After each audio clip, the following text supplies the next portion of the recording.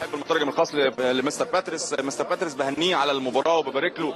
مباراه غايه في الصعوبه، لكن كان عندنا ثقه كبيره في الجهاز الفني في لاعيبتنا. حابب يقول ليه على الاجواء وعلى الجمهور وعلى هذه المباراه الصعبه جدا؟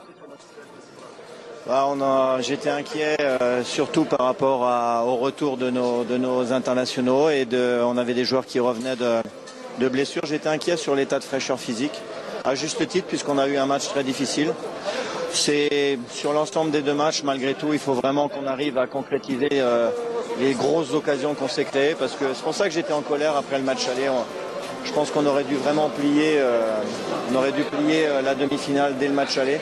Ça n'a pas été le cas et on a souffert aujourd'hui, mais je suis très heureux et je tiens vraiment à dédier cette qualification à nos 70 millions de supporters.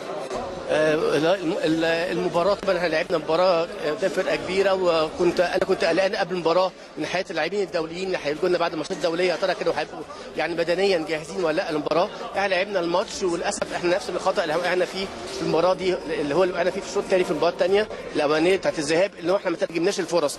كان ممكن لو ترجمنا الفرص دي كان ممكن نطوي صفحه من القاهره ما نبقاش في ضغط، بس انا سعيد طبعا بالتاهل.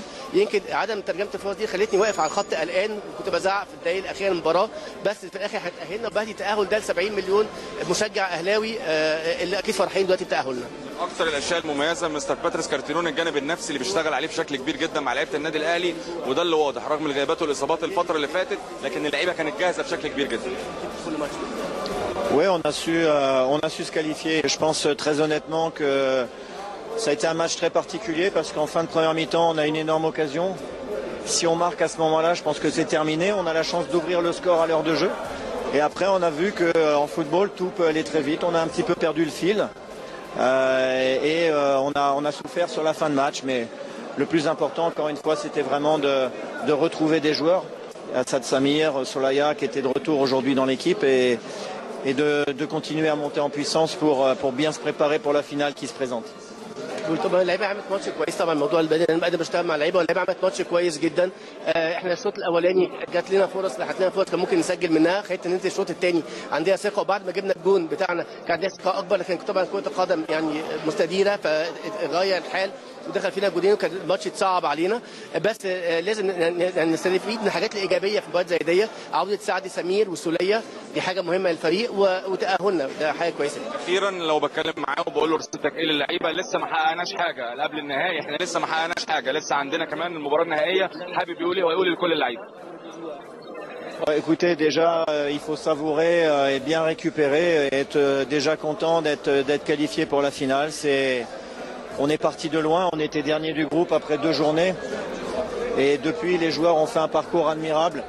Je pense que dans d'autres circonstances, s'il n'y avait pas eu ce score du match aller, menant 1-0 à l'heure de jeu, la fin de match aurait été différente. On n'aurait pas perdu notre concentration comme ça a été le cas. Donc, je l'ai dit après le match aller. En deuxième mi-temps, on a perdu notre concentration au match aller. Et même chose à l'heure de jeu une fois qu'on a mené au score. C'est partie des choses qu'on doit vraiment améliorer pour aller chercher cette coupe. طبعا في الاول حسبنا تذوقوا يعني طعم الفوز والتاهل النهائي، دي حاجه كويسه وده مجهودهم. طبعا مجهود كان باين في الملعب، واحنا كان في فرص كان ممكن نسجلها ويغير نتيجه الماتش في الشوط الثاني في الماتش الذهاب وماتش العوده نفس الموضوع، وخلينا قاعدين متوترين لغايه اخر دقائق. طبعا الكلام ده هتكلم فيه مع اللعيبه بتاعتي، ناخد بالنا ونحاول نترجم الفرص بتجيلنا الاهداف عشان نريح نفسنا.